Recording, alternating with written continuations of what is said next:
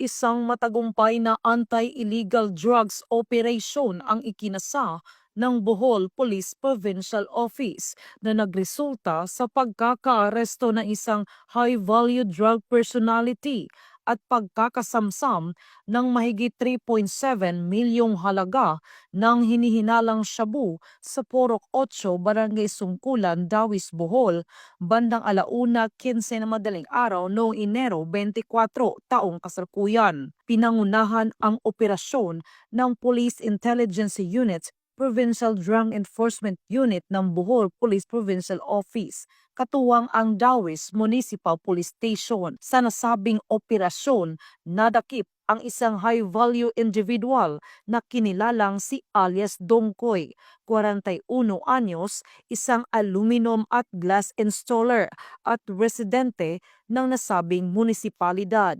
Nakumpiska mula sa sospek ang humigit kumulang na 550 gramo ng shabu na may standard drug price na 3,740,000 pesos, bukod pa sa iba pang non-drug items na ginamit bilang ebidensya sa operasyon. Ang naarestong sospek ay kasalukuyang nasa kustodiya ng Dawis Municipal Police Station at nahaharap sa kasong paglabag sa Section 5 at 11 ng Republic Act 9165 o ang Comprehensive Dangerous Drugs Act o 2002. Patuloy na isinusulong ng Bohol PNP ang kanilang mandato na tiyakin ang kaligtasan at seguridad ng mamamayan habang nagbibigay ng serbisyong mabilis, tapat at nararamdaman sa komunidad.